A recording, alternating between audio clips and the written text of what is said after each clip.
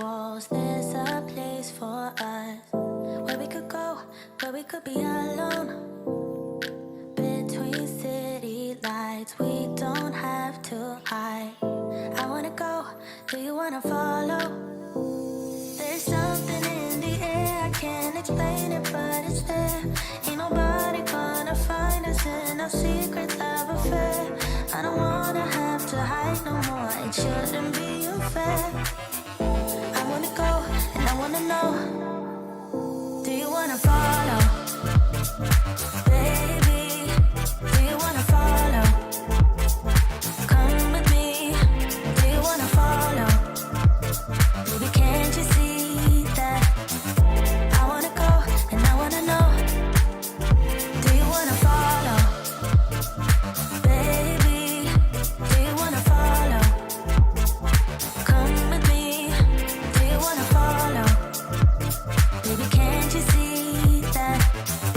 I wanna go, and I wanna know, do you wanna follow? I can't understand why we can't hold hands, but they don't know what we have is real love. Aren't you sick and tired of having to hide? I know a place, do you wanna follow? There's something in the air, I can't explain it, but it's there. Ain't nobody gonna find us in our secret love affair. I don't wanna have to hide no more, it shouldn't be unfair. I wanna go, and I wanna know, do you wanna follow? Baby, do you wanna follow? Come with me, do you wanna follow? Baby, can't you see that? I wanna go, and I wanna know, do you wanna follow?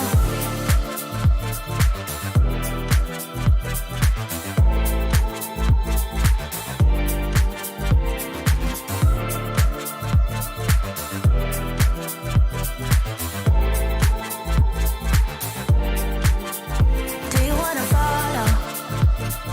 Baby, do you wanna follow? Come with me, do you wanna follow? Baby, can't you see that? I wanna go, and I wanna know, do you wanna follow?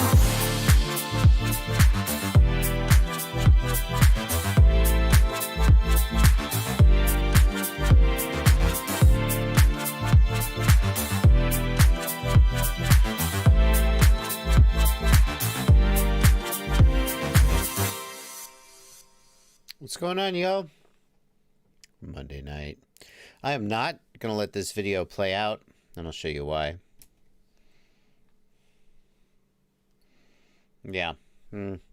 It's like a 14-minute video. This is actually my next 3 packs a day. So, no, the 3 packs a day is not dead. Some people have been wondering if it's going to keep happening. Yes, it's definitely going to keep happening. I'm super excited to do the 3 packs a day and to be able to share with you guys there's a learning process. I love being able to put out stick overlay and sort of, I could call them trick tutorials, but it's really just learn along with me. And that's always been the theme of my channel. Like, there are pilots out there who practice and practice and practice and practice and practice and get good. And then when they're good, they do a banger of a trick, and everybody's impressed and thinks they're a great pilot. And I have always been the kind of guy who will show you guys the practice so you can get good along with me. Yeah. So, yeah, it will be happening. It will be happening. Let me try. I want to try something out. Hold on a second. Oh.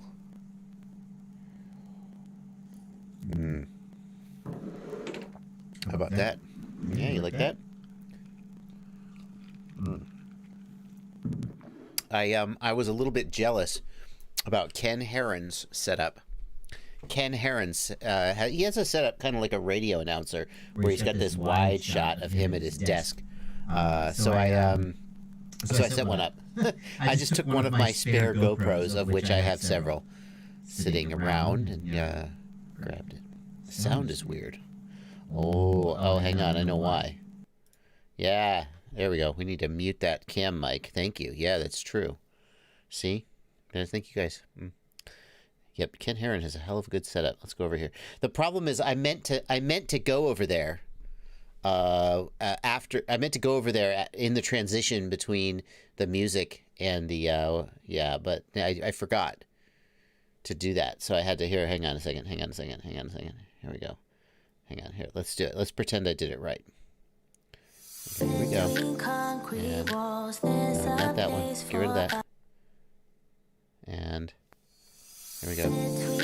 Okay. Now hang on. But we're not going to listen to the whole song. Okay, and yeah. Oh, shoot. It stops the music. Well, I got some more work to do. Yeah, it stops the music when I switch scenes. Oh, well. Welcome to the stream, everybody. Trying out my sequence. What are the lights? These are Neewer, Neewer, Neewer LED panels. And they're not so bad. They could stand to have a diffuser on them, but you can see how it would be a little difficult to get that set up. They've got a diffuser. Yeah. Anyway, welcome to the stream, everybody. Happy Monday night. We're going to do some Q&A, some questions and answers.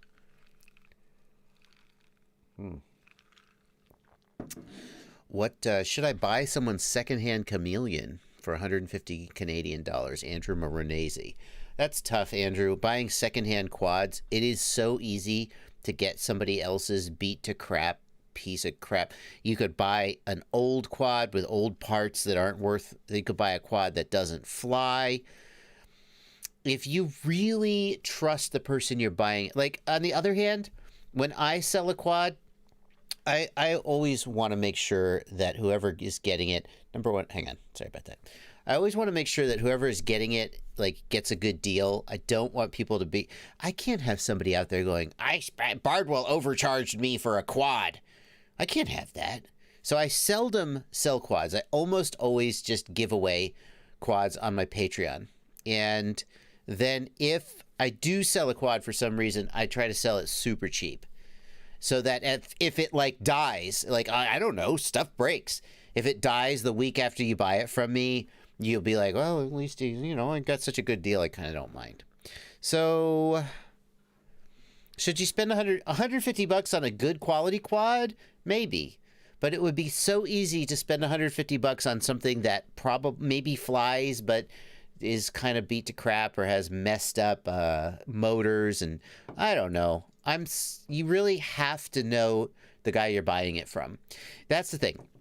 If it's some stranger off of Craigslist, I would, or maybe off the internet, you got to be real careful about that. But if it's like a guy from your local flight club, and if anything goes wrong, he'll be able to help you out, then maybe.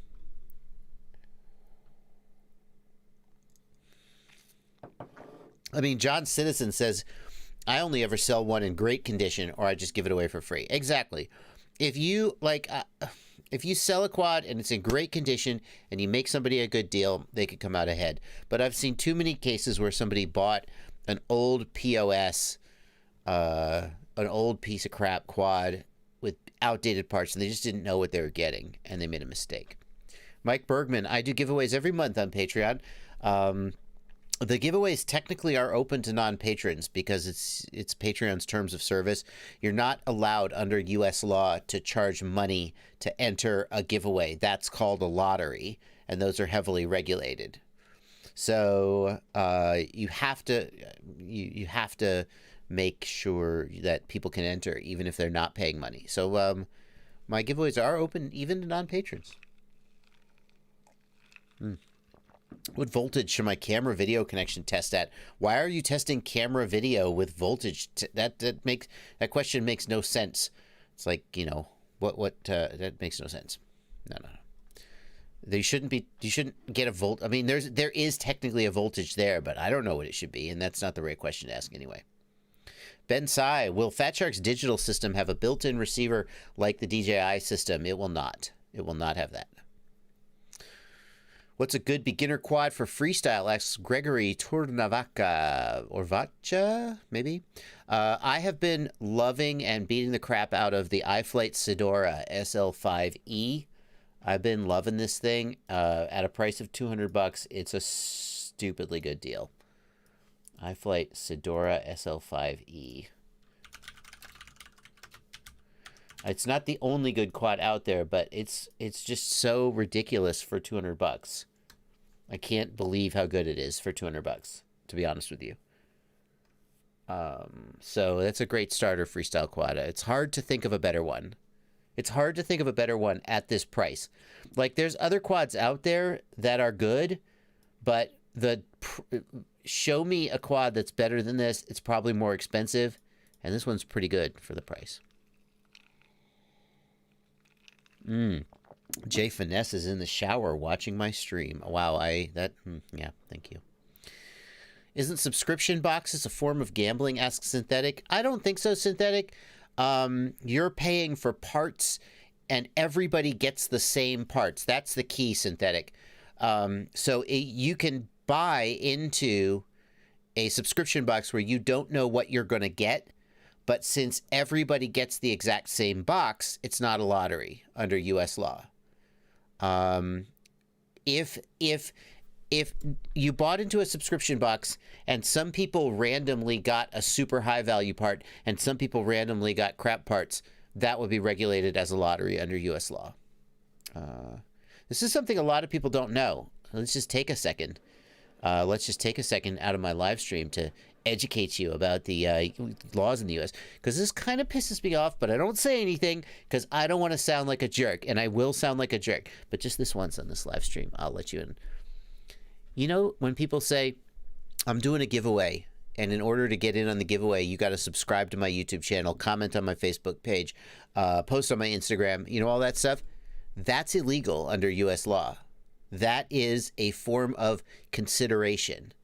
And you cannot do a giveaway where you win a prize in exchange for consideration. Can't do it. It's heavily regulated. Everybody does it. No one cares except me. But you'll notice I don't do that because I don't know. I don't know why. No one cares.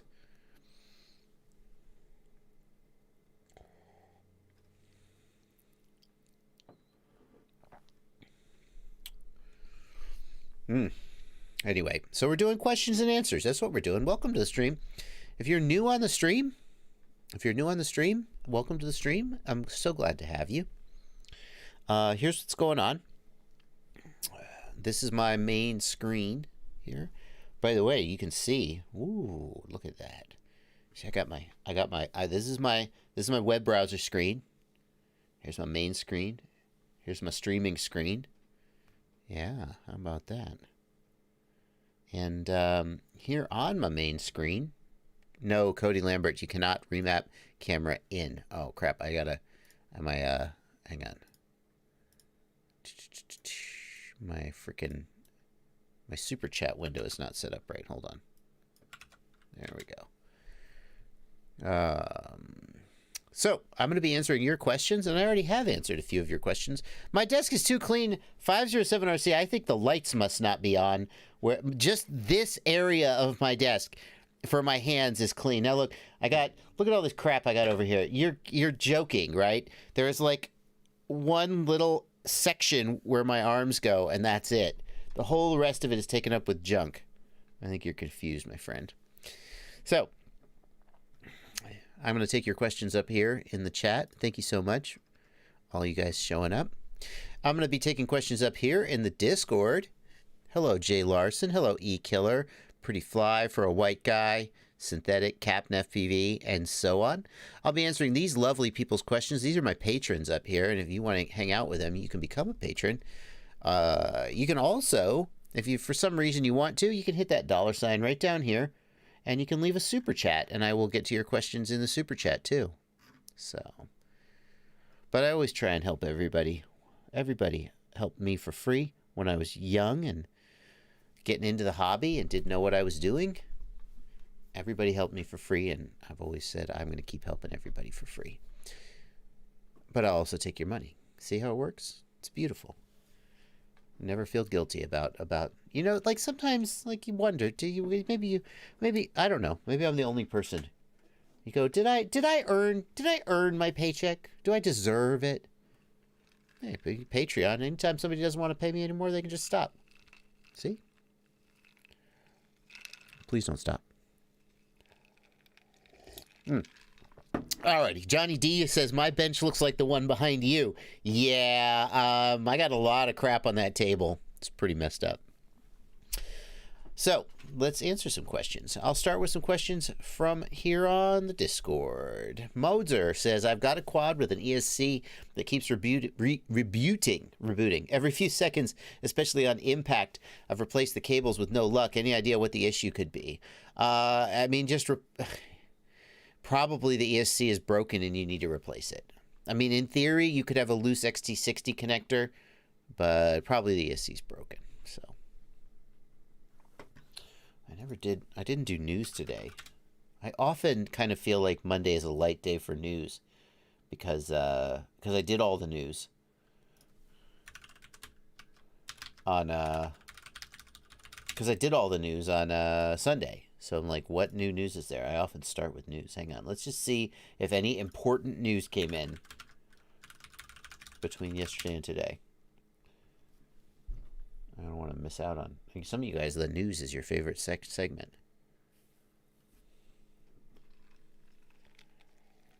Now my email won't load the news. Oh, interesting. This got sent to me as news. It's more of a new product than news, but this is kind of cool. Yeah, thank you. BK in the Discord also asking about this.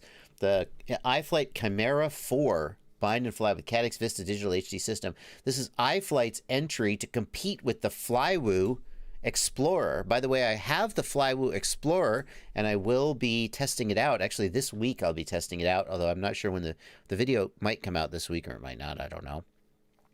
My 2 cents on the motor options. It's a very good question. It comes in a 3,000 kV cruiser and a 3,800 kV speed cruiser. And I actually just spoke with iFlight about this because they said, "Hey, do you want to send us? You want to send you one of these?" And I said, "Heck yeah," because I would really like to compare the iFlight version and the Flywoo version. But they said, "Which kV do you want?" And the 3,000 kV is what you want if you want the longest possible flight time.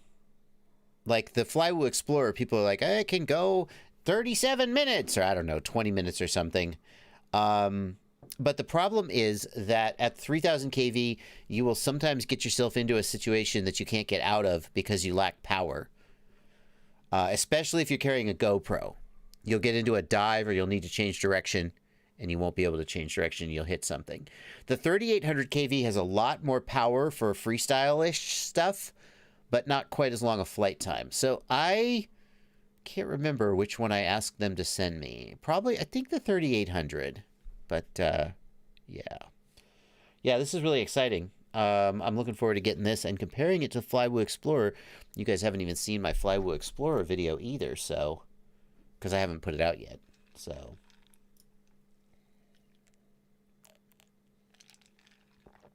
let's see. That's about it. Not a lot else in the news.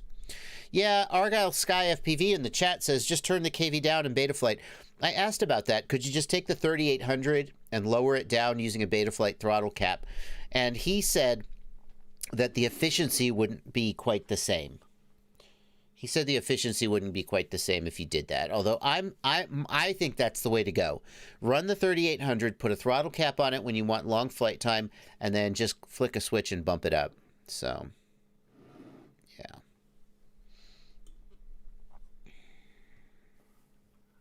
Monkey FPV in the chat. We were talking about Armatan Chameleon yesterday, and one of the not yesterday, earlier in the stream, about somebody buying a used Armatan Chameleon. Somebody said, well, if you can get the insurance on it, the frame is at least worth it. Monkey FPV says that Armatan has changed their warranty shipping to Australia to $25 USD. Goodbye, Armatan. Interesting.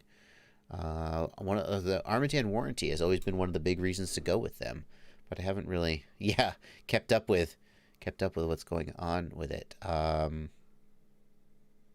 Underdog FPV says, I remember when people laughed when I first suggested 4-inch long range like a year ago. Hashtag vindicated. Yep.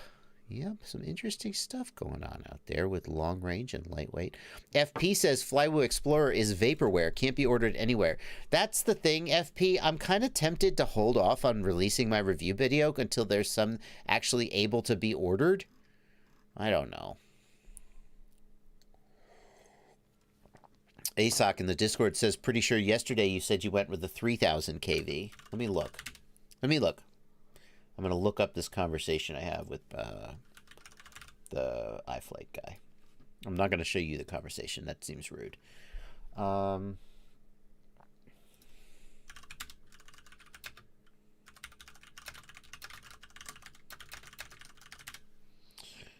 Let's see.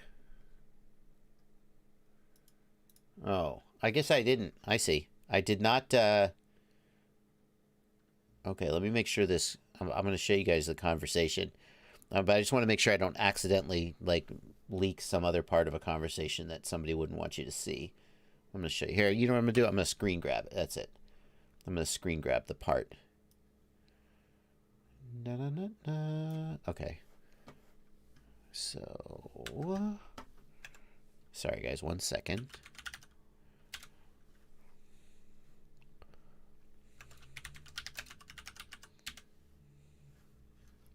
Come on. There we go. Oh, this is way more complicated than it really needed to be. Hello, where's Snagit? Thank you, Snagit. There we go. I just don't want to accidentally leak a conversation like I have done occasionally in the past. But I want to show you guys what we said. Okay, here we go. So this is the conversation about the Flywoo Explorer versus the iFlight and the KV option. And there's two options, 3000, 3800. Lower KV is more of a fair comparison, but the 3800 you get a lot more control and speed. The 3000 can't easily be pulled out if you're cruising and suddenly there's a big rock or a tree. He says he prefers the 3800. Also, in windy conditions and freestyle, the 3800 is stronger. Yeah. Maybe they could send me both. Don't know. Tomo Quad's Katana 4-inch is another one to compare. Thank you, Mike Bergman. And the Airblade Transformer. Are they any good, though? That's the big question. Tomo Quad's Katana. Let's look at these. Let's look at Underdog's Vindication.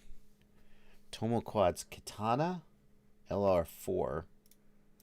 Well, that's a frame, right? Not a ready to fly? I think that's just a frame, though. Not a ready to fly. A lot of people are looking at ready to flies here, not just the frame. Yeah. Airblade. What's the Airblade one? Let's look. Yeah, Jimmy Fleming. The problem is people can't get the Flywoo Explorer with the Vista. And that's, of course, what most people want. Most people. Airblade Transformer. Let's look at that one. No, not the 7-inch. Mini 4-inch. That's another frame. Is there a ready-to-fly version? I mean, it's probably a good frame, but when we're talking about the iFlight and the Flywoo, we're probably talking about a ready-to-fly.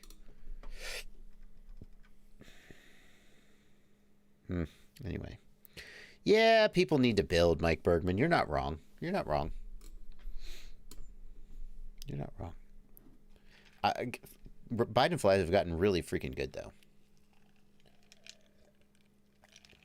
Pat's Head in the Discord says, 4-inch 3800 kV is just barely enough to run Zoe's crazy 3250 milliamp hour 2S battery. When I played with that battery, I was getting 6 miles in 10 to 19 minutes with 4-inch biblades on 4000 kV 1306 motors. Yeah, those 3250 milliamp hour lithium ions that Zoe makes, you got to keep the amp draw low, though. And apparently it is good enough. Just barely able to get it in there. 6 miles. That's a long freaking way. Pat's Head. Synthetic wants to know if I'm going to review the Diatone Roma. What's the Diatone? This is a new Roma free. Is this a new freestyle frame? Or is this a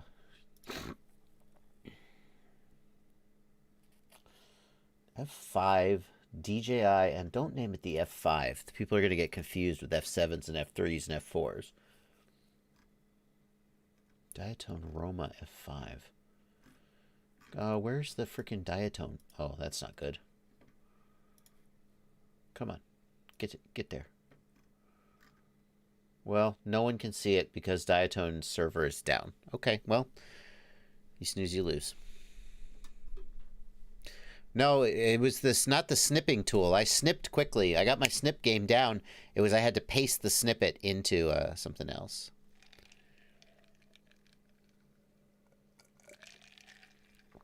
Does anybody really fly that far? Somebody does.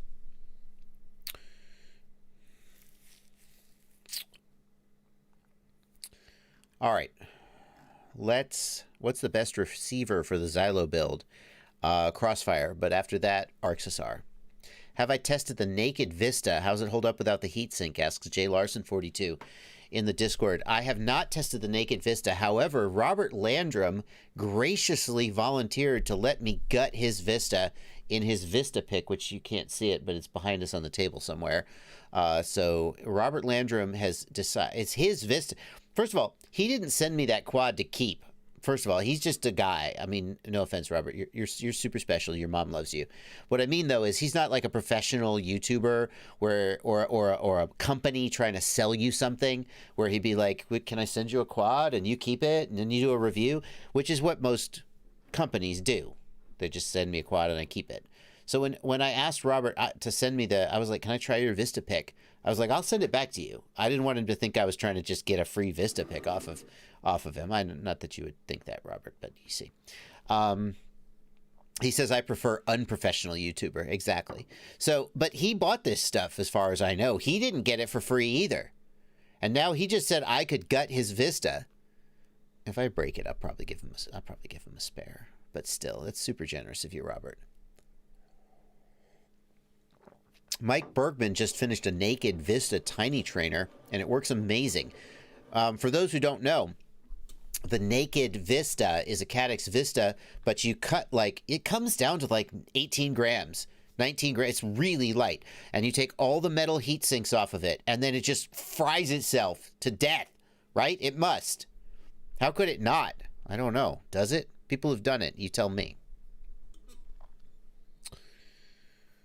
Okay. Let's get some super chats out of the way, and then I'm going to come back to the holy cow. That Roma is a good deal. How are you getting it to come up? Somebody paste a link that's actually coming up. Squishy7, where's the link, my friend? Paste a link, dude. Oh, Boshua Jardwell in the Discord says, anybody got a photo of a naked Vista? I do, but I can't show it to you on a family-friendly stream.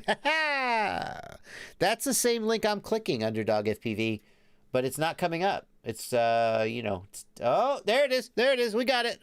Diatone Roma, $369. Well, what could we compare that to? Well, I wouldn't. Let's get a... Give me a picture. Oh, you son of a... Oh, you can get it with DJI and Vista. Oh, that's kind of cool. But I can't see a freaking image. A freaking full screen image. Because the freaking... no. Oh, I know the workaround, but I hate you for making me use it. Oh, yeah. I would really like... Oh, let's pretend we're looking through a tiny window in a screen. Let's just... here we go. Okay. Oh, look, I'm looking at a quad through a keyhole. Oh, I can't. It's like the blind men and the elephant. Trying to figure out what kind of quadcopter you have. Jesus. Oh, here we go. Hallelujah. Diatone makes good frames. I really like their frames. This is obviously styled after their Cinewhoop frames, but without the ducts. Be interesting to see how durable the arms are. This style of frame is, yeah, middle click the pics. That's what I did. Be interesting to see how durable the arms are. I'm not sure why the hell, why is this? Why is this just to be cool? Does the flight control stack really need this? I don't know.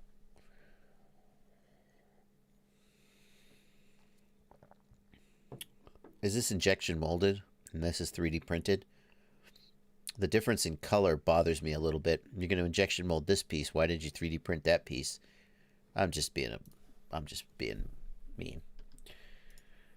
Here's the Vista version. How much does it weigh?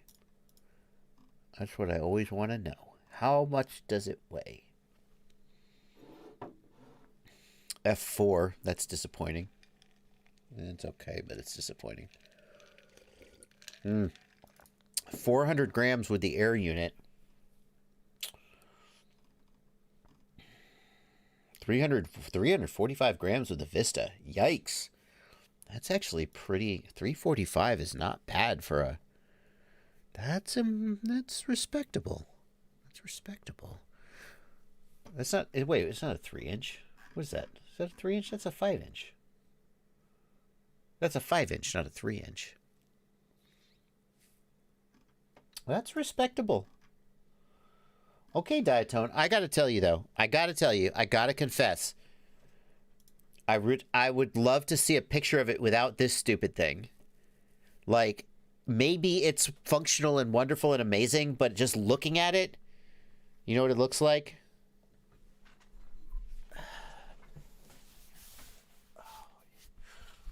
You can't see because it's black. Yeah, it's just like, oh, that's what it reminds me of. Just thick around the middle.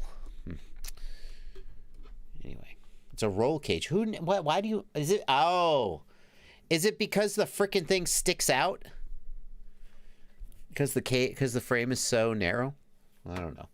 I just want to see a version without the shields. Anyway, that's pretty slick. $369 for Diatone quality. Diatone makes quality electronics. Yeah. Yeah, it's because the flight control stack isn't protected by the frame. I think you're probably right about that. That's why it's there, to help protect it.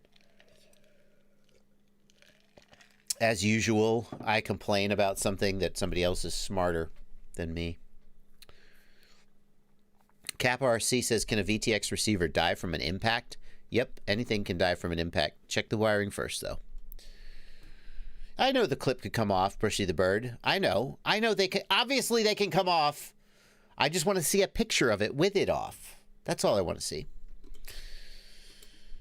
Okay, I got to, oh my God, it's a half hour into the stream. I have only read one super chat. Let's get some super chats out of the way. Day at the Range, thanks for $5, and a Day at the Range, thanks for $10. Here's some more DJI money. I do apologize for not releasing the spy unit. I will release the firmware. DJI never said I could not in the contracts. Haha! But he won't release the hardware. There you go. Johnny CFPV, thanks for £3. Cody Lambert, thanks for $2.12 Canadian. Is it possible to remount the camera in, rip the pad off? Sorry, Cody, you can't do it. If you rip the camera in pad, one thing you can do is on the OSD chip, the Max chip, there's a pin that corresponds to camera in. You can direct solder to that pin, but I don't know what pin it is, so you'll have to figure that out for yourself. I mean, you could just look up the data sheet for the chip, but I'm too lazy to do that. Oh, no, not for a $2 donation, sorry. Steve S., thanks for $5 in the super chat. Neek FPV, thanks for $5 in the super chat. Big improvement in your freestyle since you started the 3 packs a day. What are you trying to say about my freestyle before?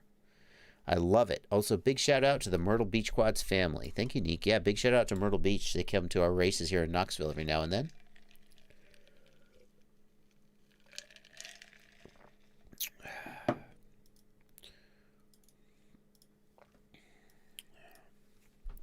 RGMG says, anybody tried the drone lock mount for backpack? Okay, I'm game. Let's look at this. FPV drone mount for backpack. Hanging buckle with battery straps. Oh, that's interesting.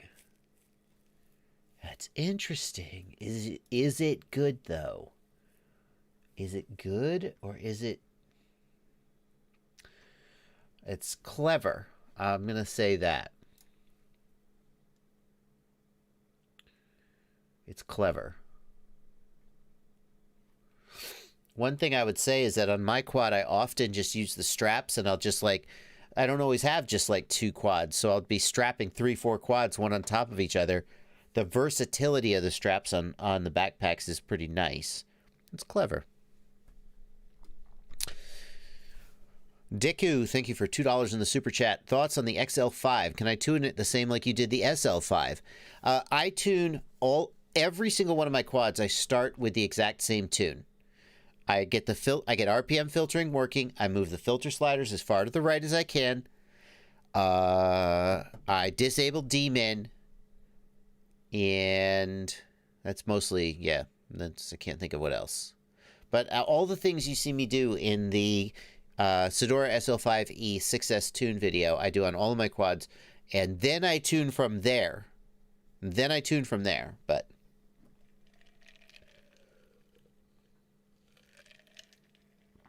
Scott Southard, thank you for $5. Last weekend you answered my question on chat, and it totally worked. Thank you. Love your live chat and videos. RC McNutt, thanks for $5. Can you do a quick overview of Crossfire dynamic power versus no dynamic power, and the 50 or 150 hertz set to dynamic versus non-dynamic for a Crossfire noob? Yeah. RC McNutt, most people are going to get the best experience with dynamic power on and dynamic 50, 150 hertz switching, okay? That's going to give you the maximum range on the lowest possible output power, which will extend your battery life of your controller. Some people feel that there's a risk of failsafe when dynamic power changes output power. I've heard it argued that that was a problem when Crossfire first came out, but it's not a problem on modern firmwares. The other argument some people make is that dynamic power causes glitching in the RC command trace, which can cause rough motors. I think that I personally just run 250 milliwatts all the time because I don't want to take a chance on dynamic power being too low and then getting a failsafe. But now that the micro Crossfire module can go up to 1 watt, I kind of am not going to do that anymore, because at 1 watt, you're going to suck. If you're just going 1 watt continuous, you're going to suck your battery dry really quickly. It's going to run your controller battery down. So I probably will be running dynamic power soon, and probably it's going to be fine. So probably you should run dynamic power. The main place you would want to not do that is if you want to really limit your output power. And yeah, probably should run dynamic power, especially if you're going to a high output. 50, 150. If you set Crossfire to 150 hertz, your range goes way down. I have done that, and I still, most of the places I fly, I run out of video before I run out of control. So if you're using a typical 5 gigahertz video system, locking to 150 hertz could be okay. But like the tiny trainer that I got from Armando at 533, he uses the little micro Crossfire antenna, and I fail-safed, like not that far away, because he was locked to 150 and he was using a really crappy antenna. So 150 hertz will give you the lowest possible latency, but you'll have much shorter range. So yeah, if you're using the full-size Crossfire antenna, I think you probably can get away with locking at 150 hertz. Latency will be much lower, and Betaflight feed forward will work better. Zach Silvestri, thank you for $5 in the super chat. A Day at the Range, thank you for $5 in the super chat. I've used at least 15 air units, but I built a new quad, and only when I arm I get green lines and lag, but only when armed. Day at the Range, usually problems with video in the air unit are power issues. You need to make sure that the regulator it's powered off of is 100% solid, If you're running 4S or lower, run it off of VBAT directly. But yeah, it's almost certainly a regulator issue. That's just usually what it is. Just because air units are usually really solid. Hercules, thank you for $5 in the super chat. Robocop, thank you for $5. Can a 4-in-1 short circuit itself after a minor crash? Anything's possible. I had a Teco... when you crash, things break. So anything could break. I had a Teco 32 metal ESC that sparked after a motor replacement once the battery was plugged in. It's hard to know, man. I mean, you crashed, the motor was dead. The ESC could have been damaged and then killed the motor. So you replaced the motor, maybe the ESC was already damaged. It's possible. No way for me to rule that out, though. T-Bird FPV, thanks for $5 in the super chat. I'm jumping down the DJI rabbit hole. Would you go just goggles with 2 Vista, or goggles with 2 air units? T-Bird, I'm a fan of the air units. I like the onboard DVR. I like the fact that it records audio, even though the audio is usually too crappy to use. And I like the fact that the air units don't have any problem with overheating under most conditions. But the Vistas, everybody I know who flies a Vista says that even though it has only one antenna, the flight performance and range is basically the same. And the Vista is way lighter. So most pilots who are building freestyle quads, and especially if you're building a racing quad, although not many racers are going DJI, they're going with Vistas to save the weight.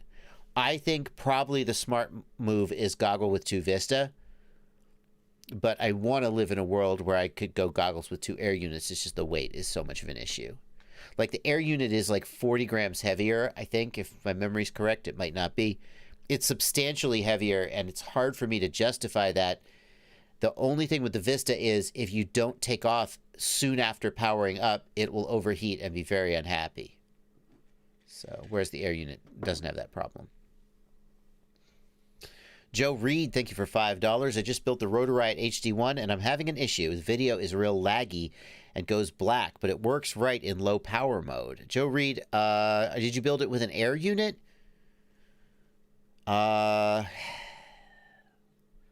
Again, that's almost certainly a power issue, but since you're running on 6S, I mean, we know that the Rotor Riot HD1, that the flight controller it comes with has a solid regulator. I would be tempted to ask customer service if they would replace my air unit, or if in some other way justify that problem. Jake Mahoney says, this is not a super chat, but I caught your message, Jake. I bought a JB F4 flight controller from Race Day Quads. Every time I flip or roll sharply, my video cuts out and shows the flight controller rebooting. Jake, there was an issue on the JB F4 where the 9-volt regulator was not solid and the video would restart. But the whole flight controller rebooting, that to me feels like an XT60 problem. It feels to me like your XT60 might be loose and you're losing your... Did you use the same XT60 pigtail with both of them? If the prongs inside the XT60 are loose, then when you do sharp moves, you can lose power. I can't think what would cause the whole flight controller to reboot. Day at the Range, thanks for $5. Again, very generous, sir. Scott Abramczyk, thank you for $3. Catherine, thank you for $5. How do I see telemetry on the X9D Plus 2019 with a Nazgul 5 HD RxSR? Radio only sees RSSI and OSD. Discover Sensors doesn't see any. Catherine, you need to get Smart Port telemetry working. There's a yellow wire that comes out of the RxSR that is a Smart Port wire that needs to get connected to the flight controller on the Nazgul 5 HD in a specific way. Let's look up that flight controller and see if we can figure out what flight controller is in this quad. I guarantee it's going to be an F4 flight controller, and that's going to add some complexity to our situation. Come on.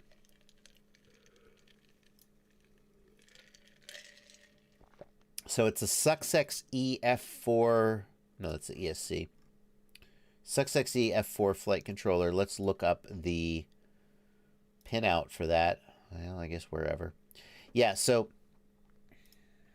shoot. I think you're out of luck, Catherine. Let's just double check that you're screwed. So The problem is you need a UART TX pad with an inverter. And the SuccessX F4 only has an NR2 pad. That is an UART2 RX with an inverter. And NT2 is UART2 TX with an inverter. Now, you are probably using NR2 for your S-bus output from your receiver. That means you cannot use T2 for something else. You can only use a UART for one function. You could use... Is there an LED strip pad on this? I think there surely must be. You could use soft serial and remap another pad to be soft serial. Let's see. Where's the LED? Yeah. So what you want to do, Catherine, is this. Yeah. What you want to do, Catherine, is this. Hush now, Joshua. Use the technique in this video to set up soft serial. And then connect your smart port wire to that pad and get that working. That's what you should do, Catherine. The only reason you need to do that is because the flight controller has an F4 processor. If it had an F7, it would work.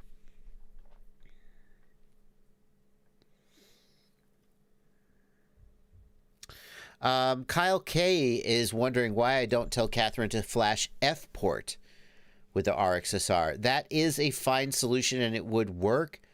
A lot of people struggle to flash a receiver and then struggle to get F port working. Since Catherine has S-bus working already, I don't want to tell... She can fly her quad right now. She just doesn't have telemetry. If I tell her to flash F port, she could end up in a situation where now her whole quad doesn't fly and then not be able to get back to being able to fly. So I would rather set up the F port or the smart port soft serial solution, because if she screws that up, at the end of the day, she's still got a flying quad. You do need an inverted TX pad, Jacques Lenoir. The SuccessX F4 flight controller has TX2 and RX2 inverted.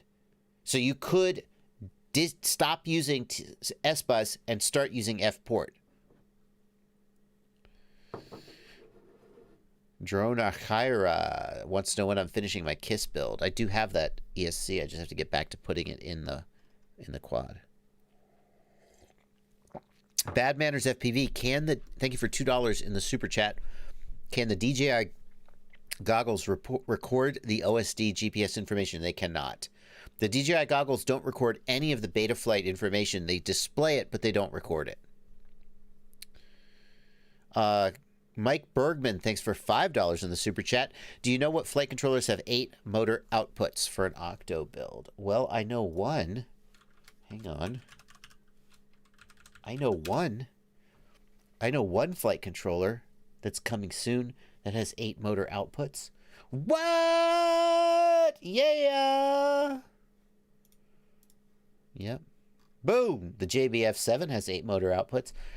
I asked to have 8 motor outputs on here. Not that I thought many people would build an Octo, because most people won't, but just because I wanted to have extra motor outputs. Ooh. Do they all do D-Shot? I can't guarantee you that they all do D-Shot.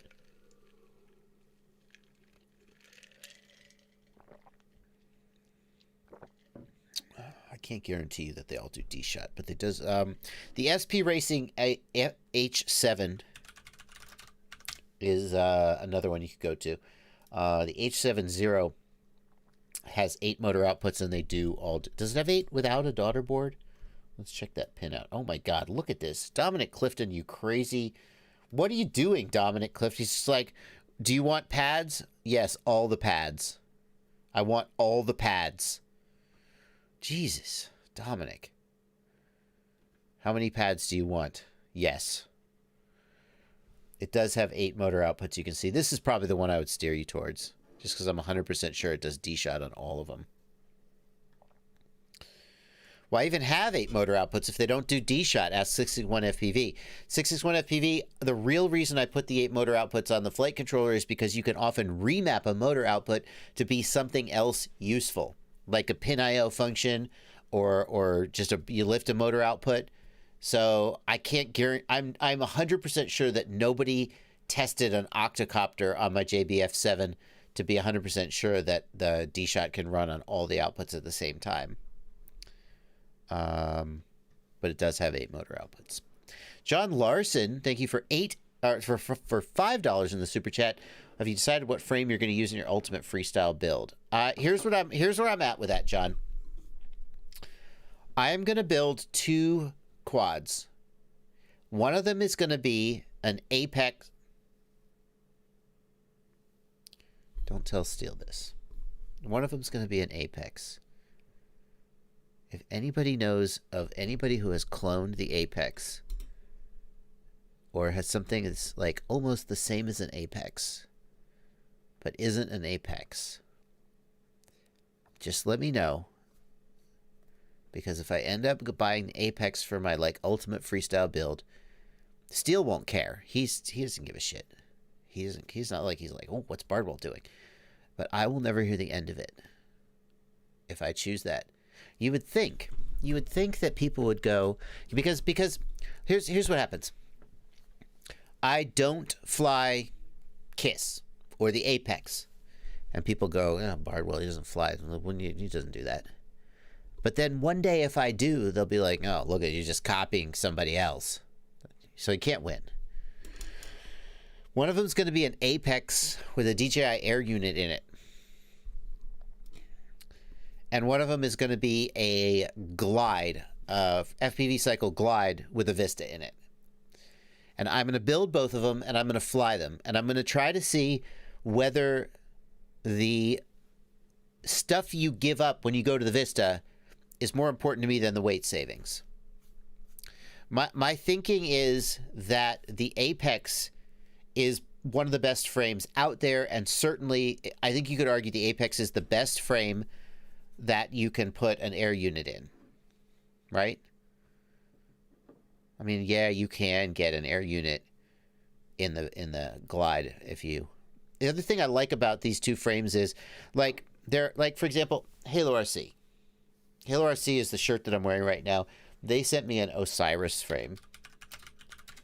This is a pretty cool little frame. And I'm happy to. This is a pretty cool frame. It really is.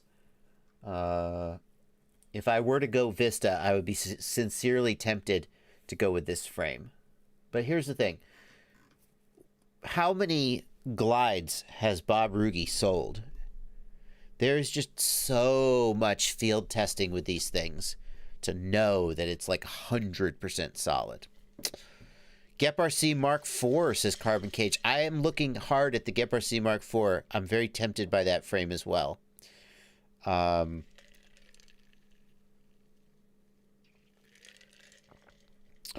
of my motivation is just the desire to, like the GepRC Mark IV. It's a good frame, but it's like, if I'm going to pick like signature parts, I feel, ooh, let's throw a kebab in there. I don't know.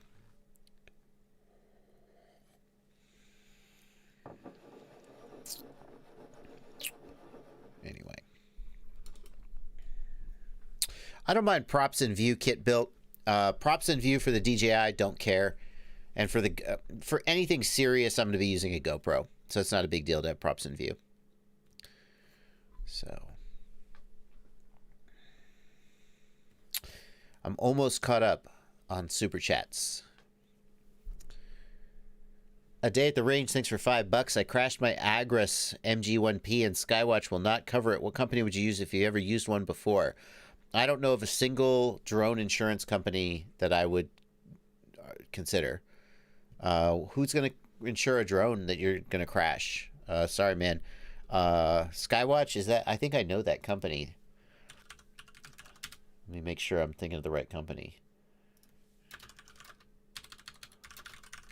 Skywatch drone insurance. Yeah, Skywatch AI. Yeah, so this, I'm not even going to put them on stream. I'm not interested in promoting them. They reached out to me a while back, and they wanted me to do a sponsored video for them. And I said, well, what's the deal with your insurance? Skywatch.io or Skywatch.ai? Is it Skywatch.io? Is that the same company? Skywatch.io is, I think it's AI, 507RC. Yeah, is that the one that FPVFC recommends? Yeah. So here, I'm going to put them on stream, but I don't promote this company. Here's why. In order to get insurance with them, you have to go into their app. You have to get permission to fly based on like the FAA. So if you're flying anywhere sketchy, which we would never do, but if you were flying anywhere sketchy, you wouldn't be covered. And then you say, I'm going to be flying for so long, for 2 hours, and you get a quote. And I don't remember what the rate was, but the rate for insurance worked out to too much money. Like if you think about it, if you're at a race and you get up, you fly your heat, and then you go sit down, what are you going to do? You're going to buy insurance for like that 3-minute block? And what it worked out to, I don't remember the number, so I'll probably get it wrong. But it would have been like $15-20 to fly for a couple hours with insurance. And I was like, nobody's going to do that. Yeah, Underdog, you're 100% right. If you have a super expensive camera drone and you're going to fly it for 30 minutes at a client site, or if you're a professional, if you're a professional and you just roll that cost into whatever you send to your clients, yeah, sure, do it. But I was just like, nobody who is, you say you're at a flight field or you're at a bando, and like you fly a pack, you watch your buddy fly a pack. How many hours, how many minutes out of every hour are you actually in the air? Are you going to buy insurance for 6 hours of flying and be $30-40 or whatever? I was like, nobody's going to pay this. So I didn't end up doing a sponsored video with them. And now A Day at the Range says they won't cover him, although who knows why they're refusing to cover him. Maybe it's a good reason. Jaron Hathaway, thanks for $5. Did you see NERC trying to build the 8-inch over 7-inch build? Or maybe it's 7 over 6. I did not. That sounds crazy. Shane Hall, thank you for $5. Yaw is going away on all 3 of my quads. Full stick and barely any yaw. Yep, it's your radio. What else could cause 3 quads to not have yaw all at once? Thank you, S. Grimm, for 50 Norwegian kroner. Shout out to my mate, License to Drive. Thank you for 25 Canadian dollars. Big donation. Thank you, Sharon. That's an Irish name. How do you say Sharon? Sharon? Sharon? How do you say it? I always like to figure out how to say people's names. Yeah, but how do you pronounce it? English pronunciation. Kieran. Can I just hear it? Oh no, but can you just read it for me? Kieran. Kieran. Anyway, thank you, Kieran Roxborough.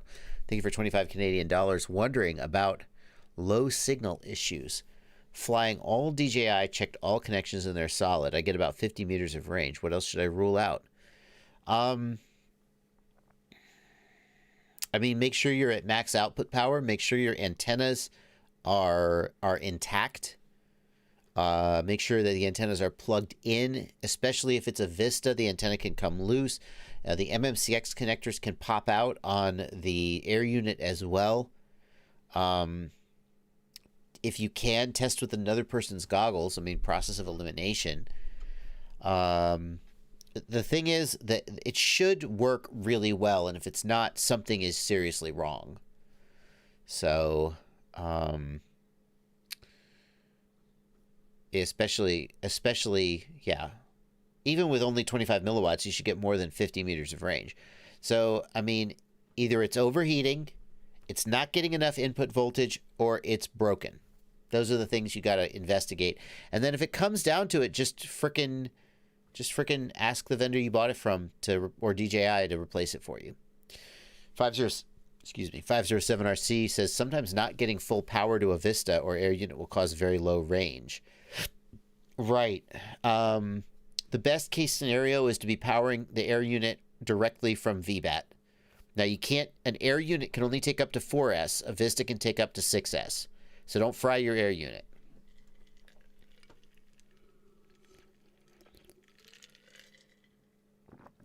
Dauntless H has severe low-frequency prop wash oscillations on my 2-inch. Can't even recover from a flip or roll. What should I change? It's pretty extreme, dude. What motors have you got? Like, I'm wondering if your motors are like way too small for your weight. What motors, what props, and what's your all-up weight? That's what I want to know. I hope I see your answer.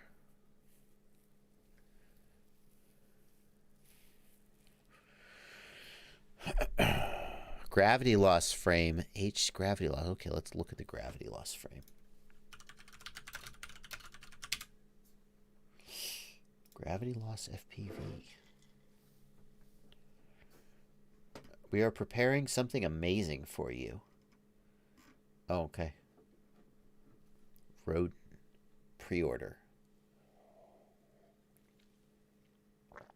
Got a lot of metal in here. Nope, that's it.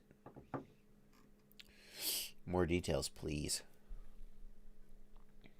Pro Light, 100 race Pro Light, 125 grams, huh?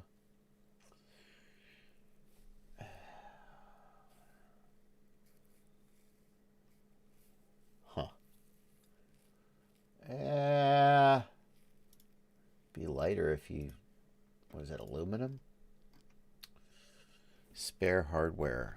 I'm a little bit annoyed at the custom hardware. I mean, I guess any frame's going to have custom hardware, but standoffs, I would sure like to be able to use any. I guess you could sub in any standoff if you really had to.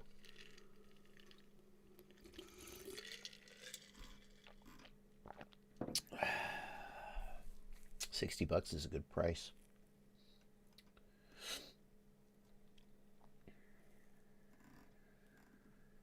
$125 grams. I would like to get it even a little lower. It's one of the things I like about the Glide. Let's see. The Glide, the standard Glide is 100 grams. That's pretty freaking amazing. Everybody's like, oh, this frame's 125. This is 127. The standard Glide is 99 grams. If you go with the Glide Hammer, you get, what is it, like 6?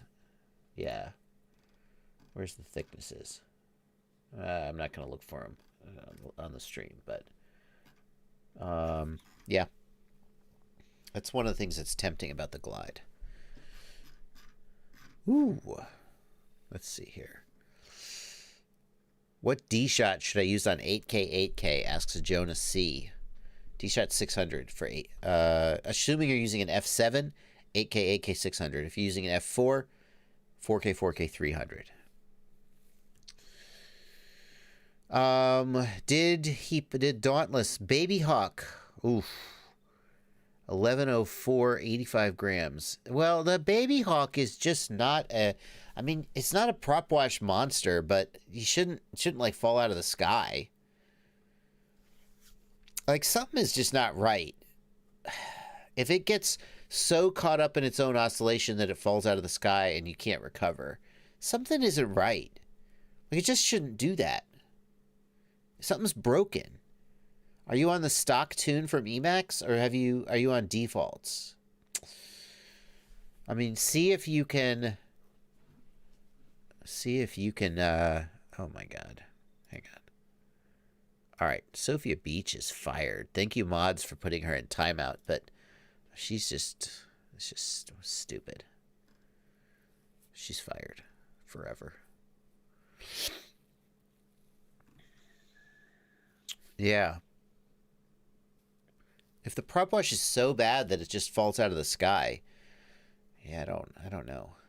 It shouldn't do that, even on defaults. 661 FPV, that's a good piece of advice. If you have low frequency oscillations, raise P. But the thing is, prop wash oscillations are usually brought on by high P. So should they raise D gain to try and minimize the prop wash? That's a tough one. A day at the range, going back to the question about drone insurance, they said it would not cover because I was too low for about 10 seconds. but it was because of GPS errors. I was crop dusting with it. It was on a flight plan. I had to take over. I may have gotten too low over a crop. BS. Exactly. Thank you for $20. Dave the Range being super generous with it. Dave the Range is my new semi-official co-host. I think if you're doing some kind of commercial operation, insurance like Skywatch might make sense, but for FPV pilots, I didn't think it made sense. John Luckett, thank you for $10 in the super chat. What are your top suggestions for a Cinewhoop that can hold a GoPro 8 these days? I have a Beta 95X on the way, but I need a big boy. John, when it comes to Cinewhoops, there are so many great choices. Diatone makes one. iFlight makes one. Gep RC makes one. Lots of other companies who are going to be upset that I didn't name them right off the top of my head make one. And many of them are good. But the one that I kept after I did my... Flywoo makes one. In fact, Flywoo sent me a Cinewhoop for my Cinewhoop roundup, but it didn't get there in time. And I ended up not... I just didn't include it because it didn't get there in time. The one I kept... Holy Bro makes one. I really like the Holy Bro one. In fact, I kind of said the Holy Bro one flew the best. Or maybe the Diatone... I don't remember. Go back and look. But I kept the Shendrone Squirt. And you know why I did it? If you look at what the pro pilots like Paul Nurkala fly when they do commercial shoots for big dollar clients, they're flying the Shendrone Squirt. And I thought, well, what more do you need to know? So if you really want a Cinewhoop, I think you got to look at the Shendrone Squirt. That's my opinion. And when the pros start flying something else, maybe I'll feel... Not that the other ones aren't good. And maybe for like... maybe you don't want to be a pro. Like, if you were to ask the question, what video camera should I get? And I said, well, the guys from Corridor Digital shoot on red, $40,000 red weapon cameras. And it has a... It's, that wouldn't be a good camera for you. So maybe the quad that the pros fly isn't the right one for you, but I feel like it's good. Squishy7, going back to the question about Dauntless's Baby Hawk. PIDs are probably too low in general. Squishy, I think the tree that you're barking up there is that maybe Dauntless has flashed the Baby Hawk with Betaflight and the default PIDs are too low for a 2-inch. That's plausible. Start raising P and D together, keeping their ratio the same. That's what Mark Spatz would say. I think that's good advice. Can an OSD chip get burnt out from incorrect wiring, asks Michael Nichevsky. Yeah, I mean, Michael, if you feed VBAT somewhere where it's not supposed to go, something's going to get burnt out. So, yes, it could.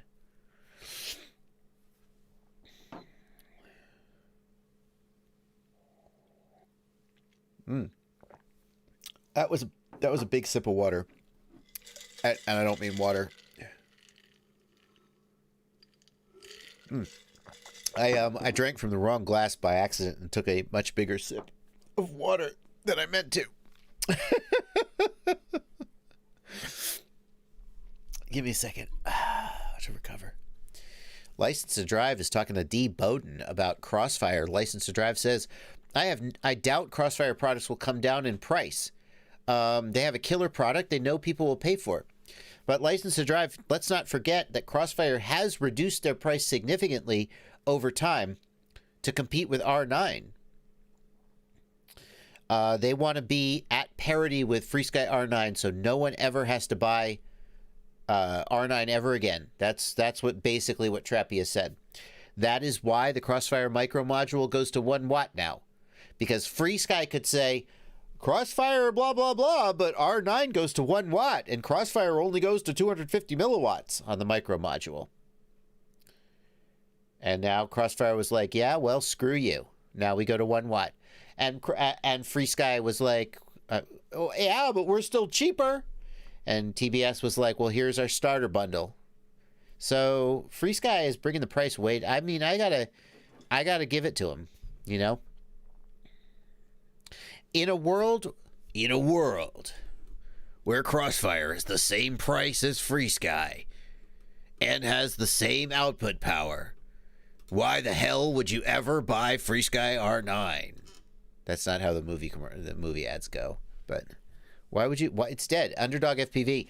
And Underdog FPV, I know you. Underdog FPV is in my Discord and was one of the people I would turn to because she used R9 all the time. All the time. And I would ask her questions about FrSky R9 when I didn't know the answer. And she just said, R9's dead because Crossfire has the same output power and is basically the same price. Almost exactly the same price.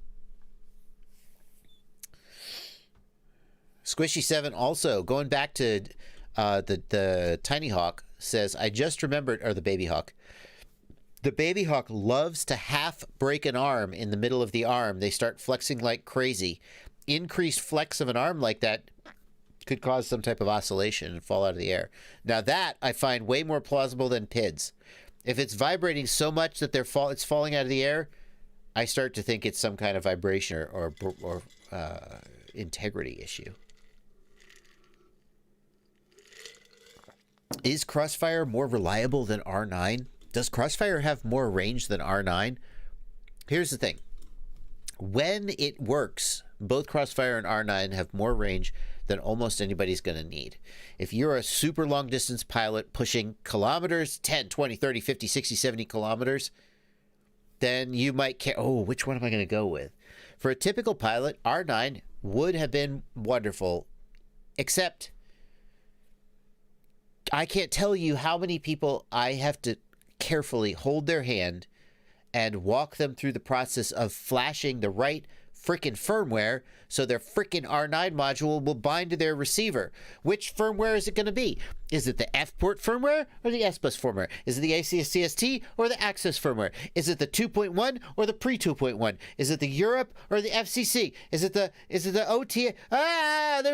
It's like somebody just said, how complicated can we make this? We're going to just make a giant Venn diagram of non-overlapping circles and then nothing can bind to each other. And like, what do you flash and what's compatible with your hardware?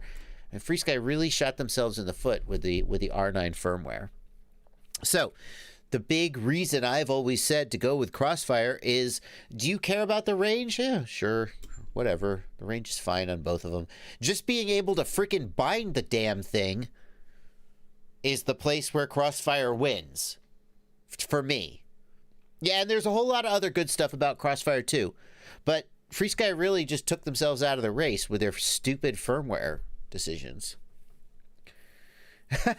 Aber the Ham left a comment, F FrSky, and it was auto flagged and then one of the mods let it through. Good job, mods. I agree. Is R9 really like that? Asked Scott Abramczyk. I'm exaggerating a little bit, but not that much. Here's the thing. I know, because I just am steeped in this stuff. If you give me a Crossfire receiver and a Crossfire module, I could flash the correct firmware and have them bound in 10 minutes or less. But it's a lot to ask of the average person when they just bought some product. Never mind the fact that many R9 receivers don't support OTA firmware updates, so you have to desolder them to flash them. Yeah.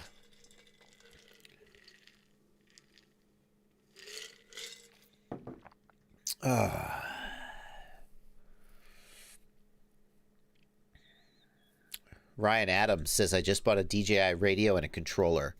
Looking to get into cinema and a little freestyle. What quad do you recommend? Ryan, for DJI, if your focus is cinema and a little freestyle, I would steer you towards the Rotor Riot Cinewhoop. Rotor Riot builds a Shendrone Squirt Cinewhoop.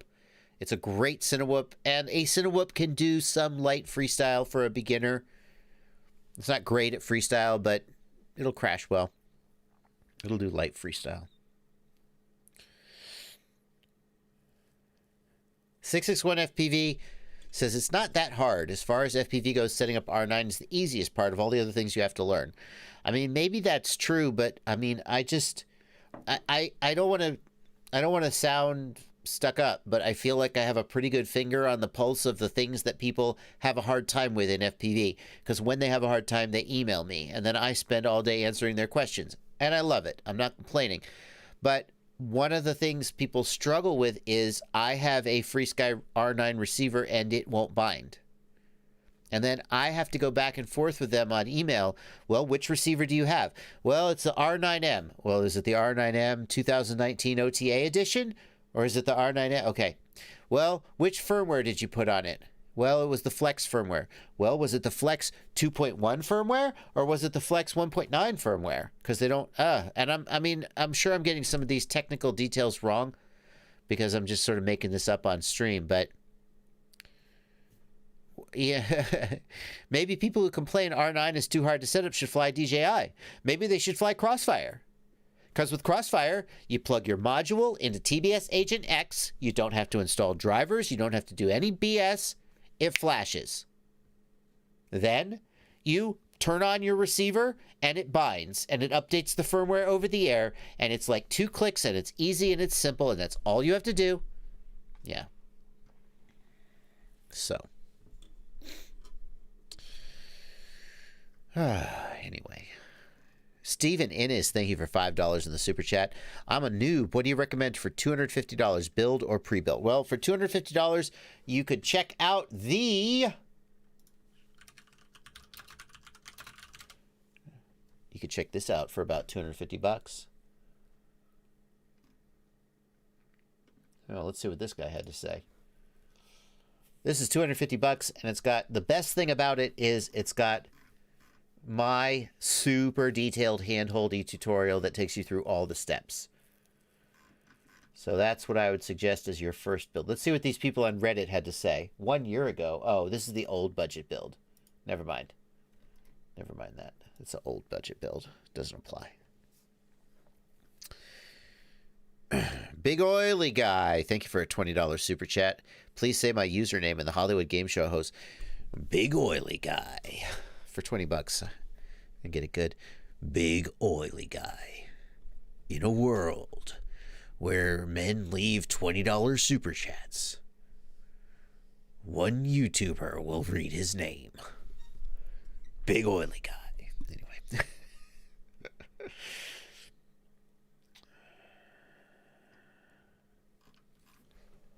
Felipe, thank you for a $5 super chat. Rotorite CL1, I can't get it to bind. This is what I'm talking about. We were just talking about this. Rotorite CL1 can't get it to bind. RXSR updated to ACCST 210 FCC to Tyrannus QX7 running OpenTX 239. I am lost here. This is what I'm talking about. This is it. This is just every day there's 2 or 3 of these kinds of questions. And it's not that it can't be figured out. 661 FPV says R9 has only 4 firmwares. FCC or EU, Flex versus Standard. That's it. What if you have the R9 Access receiver? Then you have to decide whether you're flashing Access or ACCST. And correct me if I'm wrong, but doesn't the 2.1 versus 1.9 thing still apply?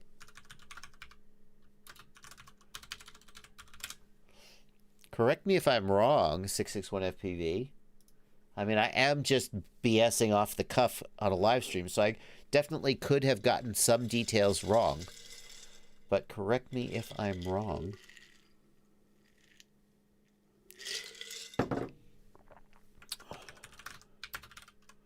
I know for a fact... Oh, that's not how you spell module. I know for a fact that the module comes in both an older pre-2019 non-OTA version and an OTA version. I have both of them over in my closet right now.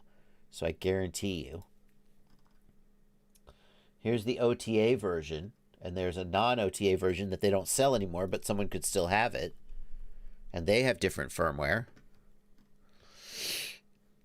1.9 versus 2.0 plus. No, I'm not sure about that. We're going to check. We're going to check. We're going to check. You could be right about that. Felipe, what you need to do with your QX7 is you need to update the QX7 internal ACCST module, the XJT module, to ACCST firmware 2.0. That's what you need to do. Where's the freaking... Can I get to the download page, please?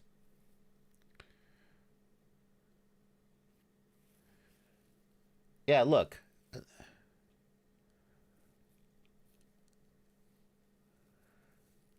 661 FPV. Here's access. So the point is this. Yeah, and here's ACCST 19021. See? So for the R9MM, if I flash ACCST, this is 1.9 firmware, right? I guess that's the only thing that's compatible with the module. So when someone says to me, I have an R9 receiver and it won't bind, the first thing I have to do is figure out whether their module has ACCST or access. I have to ask them whether they have the 2019 OTA R9 module or the older non-OTA module, because the non-OTA module doesn't take access. But the newer, see, this is the older ACCST module. The newer module, the OTA module, takes access. So I have to ask them what module they have. And I have to then figure out whether they have access or ACCST firmware. And if we download this, in addition to that, hold, please. 23 seconds. We got 23 seconds for this. What radio do they have? Good point, Underdog FPV. You can flash the new access receivers. Yeah, I know you can flash it. So now when we go in here, let's see. I have FCC Flex or LBT. So they could have FCC firmware, LBT firmware, or Flex firmware. And if they have Flex firmware, then my point is, 661 FPV, there are too many permutations. And it is very confusing for people who don't already know the answer. Now, it sounds like you know the answer. You have figured out the permutations. I agree. No. This is what's called, 661 says this is called the barrier to entry. Is why I love the hobby. No, man, it's the hobby is already freaking hard enough. If I hand you a quad that I built for you, there's already a huge barrier to entry. There's a difference between a barrier to entry that makes you earn your way in and stupid, complicated bullshit. And FrSky has crossed the line into stupid, complicated bullshit. I disagree with you. The point is not, OMG, do you live in America or EU? That's confusing. Obviously, I know whether you live in America or EU, although the point is, I can't tell what firmware you flashed to your module before you emailed me trying to figure out why your shit wouldn't bind. If you say to me, I have a Crossfire module and it won't bind, there are like 3 things I need to ask you to do and then it'll be bound. But if you say to me, I have a FrSky receiver and it won't bind, there is a gigantic decision tree I have to walk you through before I know what to tell you what to do. And it's bullshit. Okay, moving on. There hasn't been a new R9 firmware in years? Are you for real? Are you for real? Are you going to say that? Because there was one released on April 30th, 2020, and another, another released on April 2nd, another released on January 16th. I believe that's 3 firmware just this year. Okay, moving on. Point made. Now 661 FPV is just arguing to argue. Okay. Felipe, just to remind you, Felipe, thank you for your $5 super chat. You need to update the QX7 module to the XJT firmware 2.1 so that it will bind. Okay. Oh, I'll argue about FrSky all day. FrSky is annoying the crap out of me. And their firmware annoys the crap out of me. But on the other hand, I am happy because the more confusing they make their firmware, the more people will love me for helping them solve those problems. So.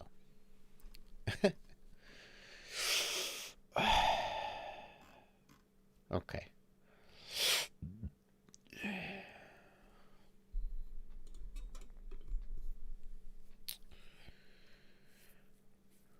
Is that why I left my Tyrannus behind Mavic Havoc? Mavic Havoc, I left my Tyrannus behind because the Jumper T16 I felt like it offered more. I felt like it offered more. It had a big screen. It had really nice layout. I liked the ergonomics.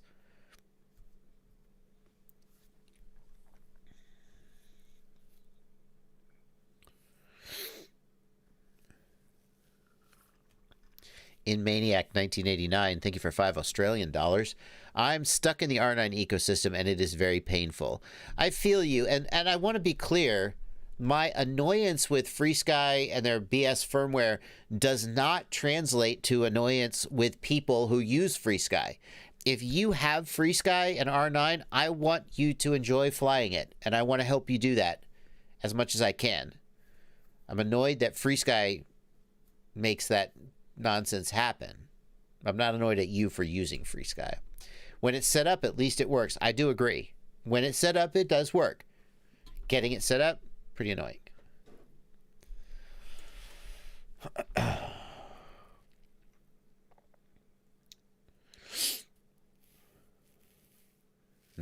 don't want it to turn into a pile on 661.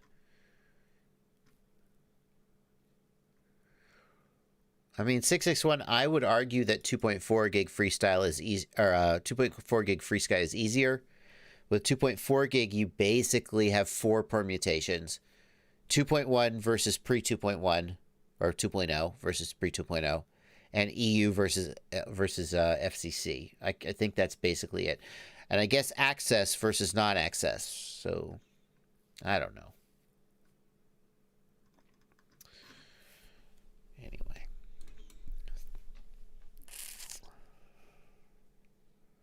Danny Bessinger, thank you for $5. Can you please pontificate on why FrSky is imploding? I just don't get it. I mean, I wouldn't say they're imploding. They make good radios. I feel like their firmware ecosystem, they are trying to fight their competitors by making things less convenient for their customers. And I feel like that will always be the wrong decision. I mean, I guess Apple did a pretty good job. A lot of Apple's decisions made things less convenient for their customers and locked them into an ecosystem, and it worked out really well for them. But the difference was this. When Apple said, get into our ecosystem, we are not going to be compatible with other people. The ecosystem that Apple locks you into is so good. People were just like, yeah, why would I want anything else? This is amazing. And FrSky just isn't doing that.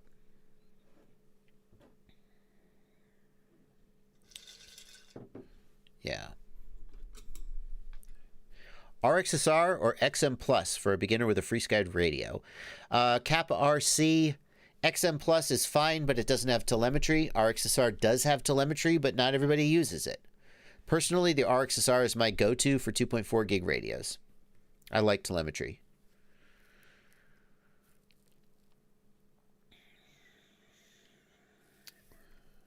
Bill Grimes, thank you for $5 in the super chat.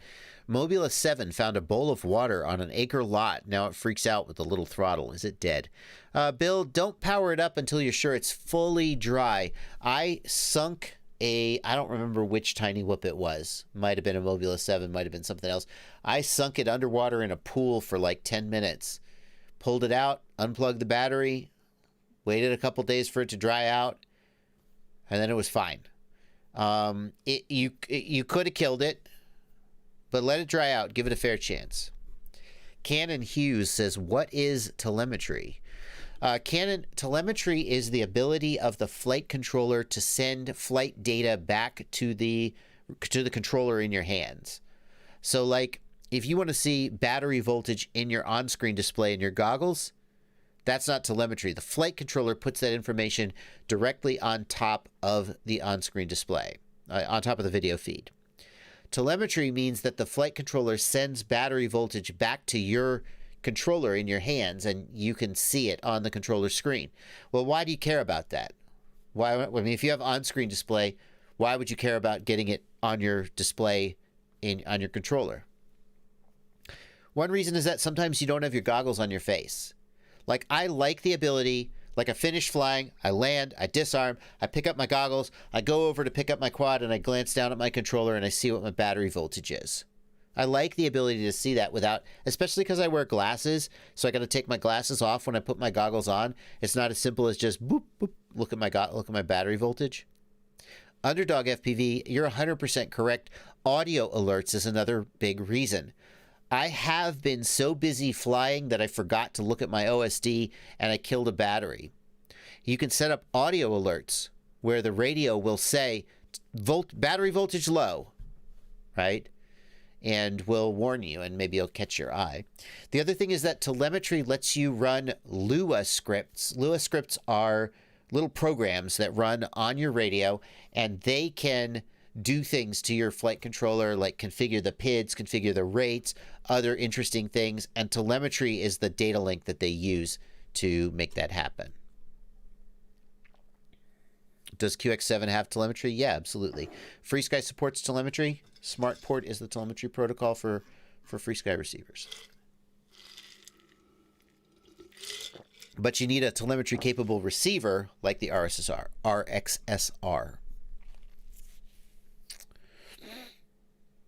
Does Ghost have the same problems as R9? Asks Lance Flag. Lance, it's too early to say for sure whether Ghost will become fragmented like FrSky has. However, Ghost, like Crossfire, has the ability to update firmware wirelessly over the air. So, if your Ghost receiver has the wrong firmware, the module will just go, hey, I'm going to update the firmware on this receiver. Is that okay? Yes. Boop, boop, boop, boop, boop, boop, and then it just updates it. So that's the big reason. I mean, to be fair, TBS has not branched out into these multiple BS branches. Basically, all their receivers are just compatible with their modules. But the big thing that TBS did that saves them from all this nonsense is the over-the-air firmware updates. Because whatever firmware is on the module, it just flashes the receiver with the correct firmware, and then they're compatible. Whereas with FrSky, you can't even know what firmware is on the module on some of the radios. And you definitely can't know the firmware that's on the receiver. Ghost is going to ghost immersion RC. I don't know. That doesn't make sense. I don't understand that.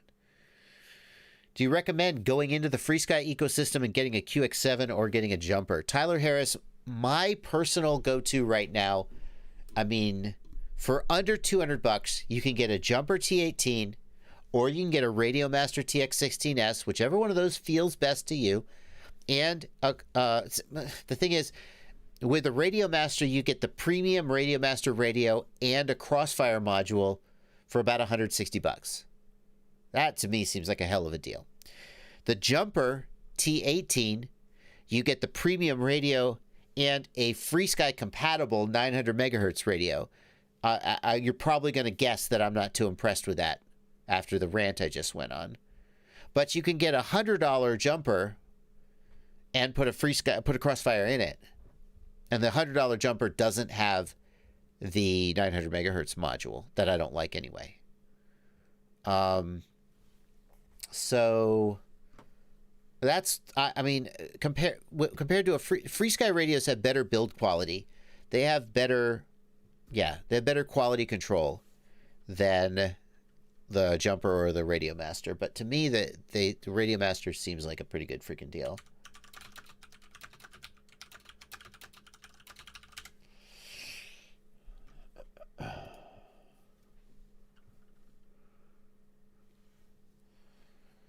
Great Jay, thank you for $10 in the super chat. Jay wants to know, where do you take a boat when it gets sick? The sick bay. Thank you for $10, Great Jay.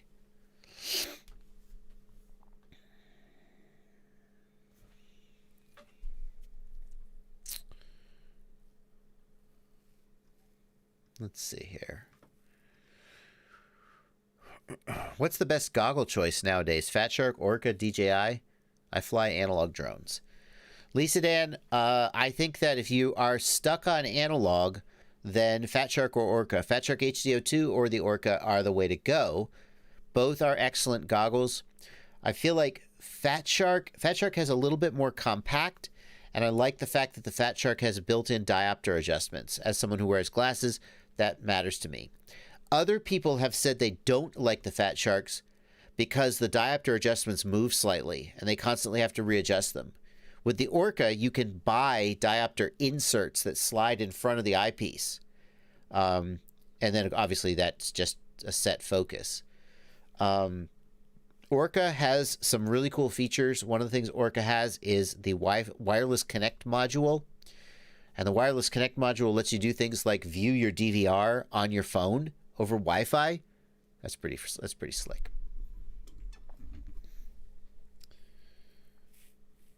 And then DJI. I mean, DJI is digital HD.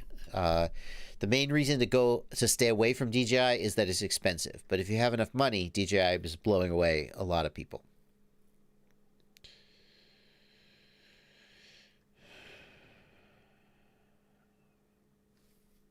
Monkey FPV recommends that the QX7 is well built. He's had his for 3 years, but you do need to mod the QX7 to run Crossfire. The new Access the Access capable radios don't need the mod, Monkey.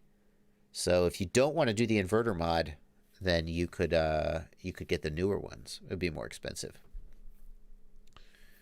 Underdog FPV says that if you have a wide face, you might want to skip the Orcas. Underdog sold her Orcas after wearing them only a few times. They were not comfy for her face. HGO2s fit much better. What's a cheaper alternative to the Transtech F7 that's similar, asks David Shaw. Transtech F7. Let's look at it. A cheaper alternative. I mean, on some level, I feel like I got to tell you, if you want the Transtech F7, just buy it. It's $39 for an F7 flight controller. What more do you want, dude? That's an amazing price for an F7 flight controller. $35. Just shut up and buy it. There's nothing. You know, 35. If you're complaining about price, you got a $35 F7 flight controller. What do you want? No offense. That's a fine price. If that's what you want, that's what you should get. This little solder pad's kind of annoying me right now. Yeah.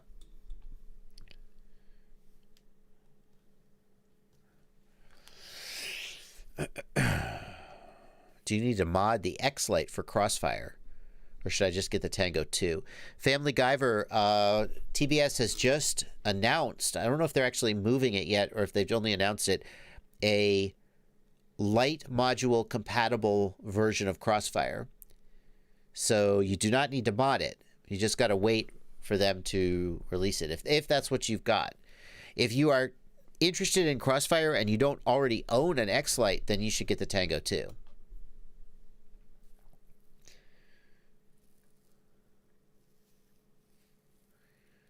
People are talking about this Mr. Steele DJI video. All right. So apparently Stinger Swarm got together with Mr. Steele and they flew, and Steele flew DJI. And Geo Fairbanks in the Discord says Steele talked himself almost completely in a circle within a single battery flight. I feel like I started to watch this last night on the stream and I was like, I don't want to just do a react. But I'm so tempted because here's the thing. So many people fly DJI and within one pack, they're just like, oh my God, this is awesome. And Steele was so down on DJI. How did he? Okay, I kind of want to see it. So I feel like we might do a little react video right now. Just because I want to see this. Is there an F4 that is a similar layout to the Transtech F7? Only if Transtech makes an F4. It's a pretty weird layout. All right. Okay, so hang on. Desktop mute is off. Where does he start flying? Oh my God, Mr. Steele with DJI on his face. All right, let me get all this gear. Okay. Yeah, let's get you geared up. Oh So you're gonna need this in your pocket. Hold on. I gotta Damn, that boy skinny. Okay, I got it. Send it, Larry. Isn't that weird? Unbiased there. You can't say that I don't like DJI because I have some. That's like. What's he doing with a lumberjack beard? Look at him. The lumberjack. He got that pandemic beard. Complete unbiased there. You can't say that I don't like DJI because I have some vested interest in TBS when I hate on the Tango 2 just as much. Dude, yeah. And just to be, wait, I don't even need to say that. I was about to say release some proprietary TBS stuff. Oh, I don't don't need do to that. know. Just to be real. No, I've got the updated board for the Tango 2, but it's on that radio in there, not this radio. And it's fucking impressive. Dang. Okay, so are you connected? You got video feed? Yeah, we got the. Plug in this on the other side. This is red. I don't know because It the is LED bulky. code. Okay, You're right. okay, Where's he start flying? Exactly. No, I don't know where the plug is. Seaport. Checked out the live This is a- stream. Come This check is it a out great on my location, channel. You too. get You recording on that the still footage to use for my edit. Uh-huh. video footage? Are slightly uncomfortable, but it may just I'm be- fast Oh, yeah, forwarding try just to. that. There is I no heard. audio. I googled it. There is no Oh, that's it. That's it for steel. no No way audio. to make the audio work. That's a big disadvantage for me. Yeah. Okay, here we go. I'll put a walkie-talkie on it next time and we'll plug you in. Steel can't fly without audio. He can't. Okay, here he goes. You try and minimize the glare. Oh my God. This is terrifying. Why so terrifying? The latency is real. I- Whoa! I'm warning dude. you, it's higher than your. It's like I can't tell if it's because your expo is very high or if it's The because I rates- just can't. He should definitely be flying with his own rates. He should definitely be flying with his own rates, not with Stingy's rates. Like when I do a snappy movement, it's extremely noticeable. But like cruising around, which is exactly what I stated before I started flying, like All right, so now little reservations. Yeah, that's what I said you before. can fucking cruise around all day as long as you don't put an Can abrupt cruise. movement in. Like all this is fine. Like I don't even notice the latency. But if I were to do a fucking flippy floppy like that, you see how I'm not coming out the same every time? That could be rates. That could be rates though. Well, you're not used to it. By the end of this, you're going to be nailing all your flippy floppies Oh No. my because God. you will have retuned to the latency of this system. Okay, we'll see. Uh-huh. That was scary. But I'm gonna do the whole like actually what this is for, which is go far away and so now you're directly behind your yeah, head like, too. Having video back here is outrageous. This clear of video. Yeah. And again, for people getting into FPV that want like that turnkey, go on YouTube and make cool videos and not have to worry about figuring out how video works, Uh-huh. obviously this is going to be the easiest answer. Jeffro says after he goes back to his But analog. for hardcore racing and freestyle, I still think this is too much latency. You're also, remember, you're on the 60 frame per second camera and the higher latency camera. I wish I had Oh. the proper one working to show you. Like There's a that- car underneath, by the way. Let me get it. Mhm. I can fly. Like I'm a little terrified to dive down there because I'm not used to the rates, Yeah. Uh-huh. That's fair. and I don't He's want He's acknowledging that he doesn't know the rates, as opposed to blaming the latency. That feels honest to me. But like, let me try to do a stereotypical. Like that, I was terrified, and there's a car. Let me just go opposite direction to him. He's starting to dial it in though. He's coming You over to see? us now. He got that snap. He got that snap just right. How much does this quad weigh? How much A does it lot. weigh? A I lot. don't notice it. Oh my God. It's probably close to Oh! 700 Oh, that horizon looked flat to me. grams. And you're running a lot of camera too, right? Yeah. A lot of camera angle. Oh, Yeah. Stingy runs a ton I of noticed uptilt. that. I noticed that and the rate. I got to say, I'm pretty freaking impressed because Stingy's quad is way heavier than Steel's. Stingy has way more up tilt, and his rates are different. And in like a half a pack, Steel has already got it dialed in. I do notice the latency, but it's not terrible. I do notice the latency, but it's not terrible. It's something that you would adjust to, because like this one is even the higher latency one is like, it's something that we have used in the past and been fine with. So That's a damn good point. 21 volts. Or something. I'm at 20. DJI, What should I put DJI in? at Timer's done? 35 megabits the timer's done, will be 35 safe. millisecond latency is no worse than some of the I was analog terrified. systems that we I used saw to the run, look on his face. especially ESPA or Just don't kill him with PPM. my quad. I want to kind of explore and see. Like the Wow. fact that you can see all the bullshit on these cars. Like I could see if there was a dent in the quarter Yeah, panel. Stingy said he's flying the Yeah, Nebula. like He didn't say the Nebula. He said he's flying the high quality mode. So this is the Nebula. Nebula is don't run the Nebula. The quality at that. Nebula 5 grams of weight saving for all the shitty image quality. Not worth it. Like this car is just chilling. I'm like, oh, let me read the license plate. And you're on a different floor with buildings between you and it, That and boy's the birthday's in May. patch is not pointed towards the quad. That boy is born in May. Like there's steel, the quad, actually it sounds like the quad's over there, but he went back that side. Whatever, you But, get the like, point. You can tell. Like I could go back here and be like, oh, look at this. There's fucking. Let's just say I believe Like, that I would never Cadix do this really in built the an analog Nebula. setup. I would never go out into that little section right there because it would be blown out like crazy. I wouldn't be able to see shit. It's pretty good. I mean, the range is crazy. But for me, the flippy floppies, I don't know. I don't know. Here's the thing. I'm telling you, man, build yourself a setup with that air unit and Yep. goggles they already gave you. So here's the thing. Okay, that's enough reacts. That's enough. You guys can watch the rest of the video. Here's the thing. I think Steele is right when he says that the latency on the DJI is worse than the latency on his setup. His setup is very low latency, very consistent, very precisely tuned, and there is nothing worse than going from a low latency system to higher latency. When you go from high latency to low latency, in my experience, you almost don't notice it. It's like, yeah, this is, of course, that's how it always feels. But as soon as you go from low latency to high latency, you're like, what? This is garbage. You can really feel it. So it makes total sense to me that when you go from what Steele normally flies to DJI, he goes, I hate this. But Steele's a damn good pilot. I guarantee you, if he built a DJI quad and he flew that DJI quad for a week, he would tear it up just like he does on analog. He would not be held back at all because his skill as a pilot would compensate. And here's the piece that I talked about in one of my 3 packs a day.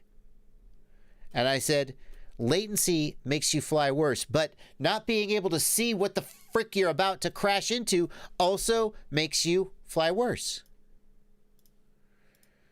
So, those things balance out. Yeah.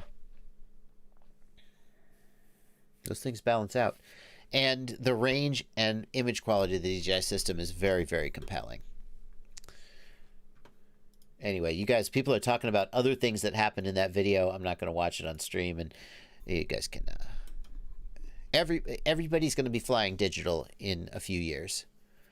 Whether it'll be DJI or something else, I don't know. But digital that's where it's going to go. Popular Mechanic says, "Look what Drib's been able to do since he got used to it." Yeah, hard to believe that DJI is holding Drib back. Could he be better if he was flying analog? Tough. That's tough. Low latency does make you fly better. It does. Especially if you have to react to things. But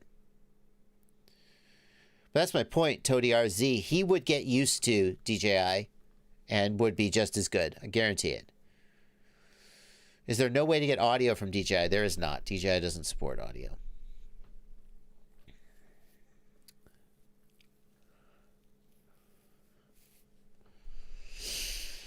Lance Flag, thank you for $5 in the super chat. Is Ghost going to have the same problems as R9 with over-the-air updates? No. Ghost supports over-the-air updates. It has no problems with firmware, at least not yet. I mean, one time in the pre-release beta testing, they had a compatibility break in the firmware. And what that meant was that to get from firmware 4 to 5, you had to flash a special version of 4 and then flash 5. But the thing is, it was still super easy because you just plug in your module, flash it, turn on your receiver, bind it. Firmware update. So the point is that when you have over-the-air firmware updates, then firmware compatibility stops being an issue because you just update the firmware to whatever it needs to do. Pretty Fly for a White Guy says DJI can do audio. They just have to add it in a firmware update. You say that, but I asked them about it point blank in a conversation, and they said no. I mean, I would think so too. The air unit gets audio. Why can't they just transmit audio over the wireless link? Maybe there's a performance reason why they don't want to do it, even though they could. But I asked them, and they said no. Now, if they come out and do it later, you know, but that's still a fact. Loops, thank you for $10 in the super chat. Bone Milled, thank you for $20 in the super chat. Building my first drone, got the all-in-one iFlight 60 amp ESC. Is 60 amp for individual motors or the max for all four? ESC ratings are for each individual ESC. So a 60 amp ESC is 60 amps per motor.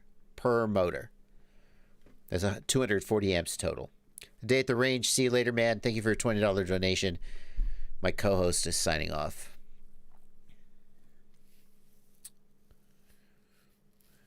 Exactly. Brent Vogelsang. If you can see better, maybe you would not have to make last-second reactions. Bingo. You got it, my friend. If there's a little bit of latency, you can get used to it with your muscle memory and do flippy flops. But a branch jumping out of nowhere that you didn't see, that's where latency screws you. But if you have high quality image, you can see the branches and not have to dodge them. And especially for old guys like me who don't have the best reaction time, that makes a big difference.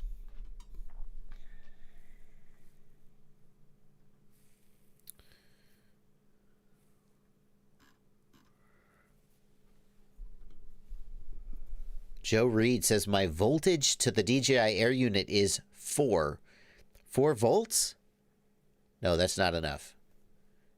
You need like something like 9 volts, 7 or 8 volts for sure. Tripod, you're not wrong there, man. No knock on digital, but Tripod is so done with DJI. After the BS with the Phantom 4 firmware for Android, abandonment of the Osmo action, I will wait for another company. You're not wrong there. When DJI decides that a product has lived its useful lifespan, they're kind of done with it and they move on. I hope that they don't do that with the DJI FPV system, but we can't be sure that they won't. I mean, next year, will DJI just say, FPV market didn't work out for us and stop updating the system? I don't know. It's hard to believe that they would put this much investment in it and then just abandon it. But, I mean, if you look at those other okay, the Osmo didn't work out really well. Yeah. When do you think DJI will come out with V2 of their system? No idea. I couldn't say. The props are too loud to get any really good audio anyway. Yeah, but that's what they want to hear is the props.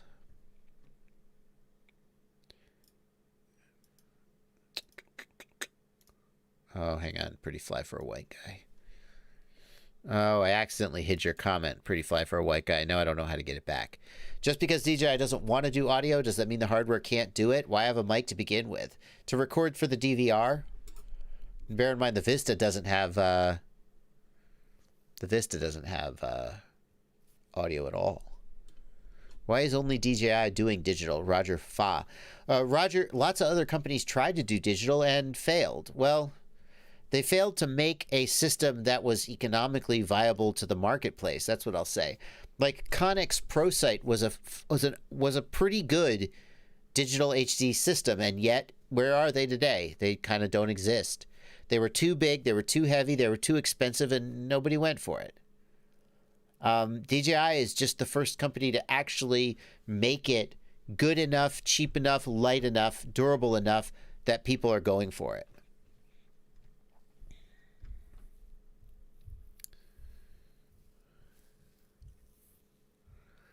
Do most people watch freestyle videos on the regular? Asks It's Blunty.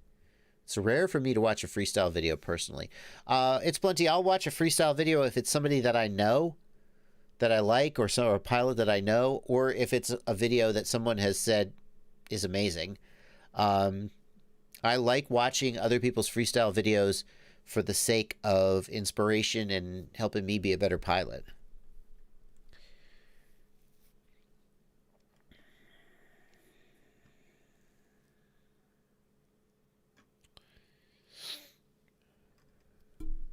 Yeah. There's no reason to buy it. Just Synthetic says you can get Connex cheap now. Yeah, but there's no reason to buy it. No one else. There's no. Yeah. Adam Victor, the DJI goggles have an AV audio video jack, not a headphone jack. It's a small difference. They don't do audio out, though. They do AV out. What do they do AV out? Do they do AV in? They do AV in, not AV out. Sorry. Maybe they do AV out. I don't think they do. Psych Limbo, thank you for $5 in the super chat. Think about hauling a DSLR, sometimes on a gimbal. Any input on where to start for proper motor size? Would prefer 6S if reasonable.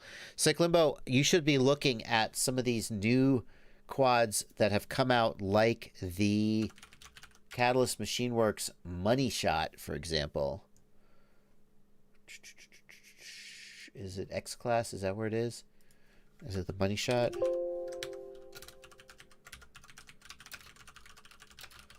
I mean, this is designed to carry an even heavier camera. But boy, it'll carry a DSLR no problem. Maybe that's overkill. What's the X-Hover has a version like this. What did they just come out with? Where's the big one? Doesn't X-Hover have a big one? A scene frame? It's not coming up. Oh, well. I think to carry a DSLR, I think you're going to be looking at around 10-inch props. That's where I think 8 to 10-inch props is where I think you're going to be. Shendrone's Big Baby. Good point. How could I mention cinematic without bringing Shendrones into it? Wow. Bad, Joshua. This is the Sicario. The small baby, the big baby. No. The thick. That's the one.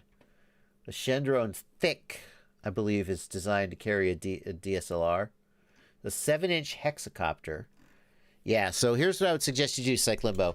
Go to the Shendrone's page and start poking around and looking at their frame designs. And you'll find something that is what you're looking for. I think I'd be looking at the Thick, or the Sicario is surely overkill, but maybe the Sicario.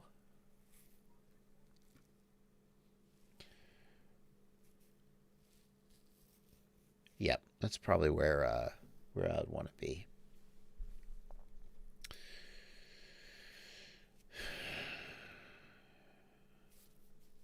Yeah, Julian Vincent, the Money Shot's 10 grand. I didn't mean to suggest you should buy the Money Shot. I meant you should just be looking at the motors and props selected and thinking about what direction that steers you. That's all I'm saying.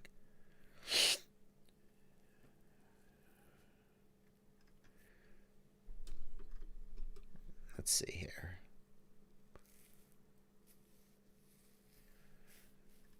Okay. Folks, it's 9:56 p.m. We're coming up on the end of the stream. I have not seen Aaron Ciotti pop out. I wonder if he's going to be streaming tonight.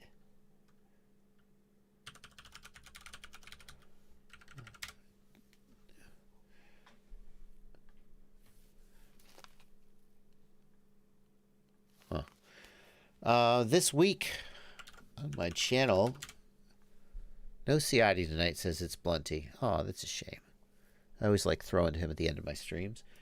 This week on my channel, look forward to an interview with Stan of Stan FPV, maker of the Cinebird, a 360-degree camera invisible quadcopter frame.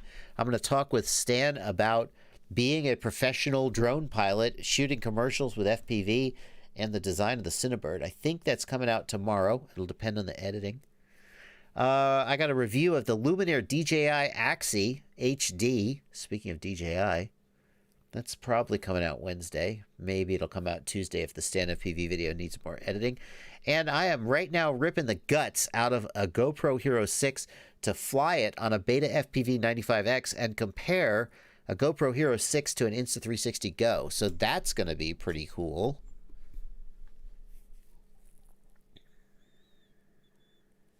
So those are some things that are coming up this week. I hope you look forward to them. Thank you guys so much for coming out on the stream.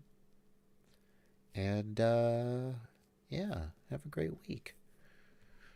Not quite done with the stream. Stream late? Nah, free JoJo. Do I feel held back when I go back to 4S? Nah. Austin M, I go back and forth between 6S and 4S. I go back and forth. 6S is a little more performance, especially at the end of the pack. Yeah, we should use... I should have an outro music, shouldn't I? And I'll go over to this shot and sit here while I play the outro music. Yeah, there you go. I don't have any outro music though. Anyway, thank you guys so much for coming out tonight. That is going to do it for the stream. You guys have a great week. I will see you around the internet. Good evening, everybody. Happy flying.